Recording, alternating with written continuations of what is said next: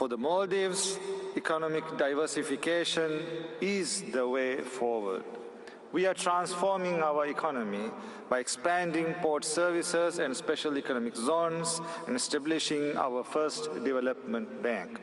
We are transforming urban development by investing in a green eco-city, Ras Malé, a lasting solution to our housing crisis and a hub for economic prosperity.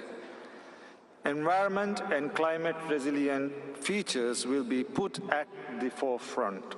State-of-the-art and greener transportation and energy systems will fuel its economy. We are transforming our electricity production by investing in renewables.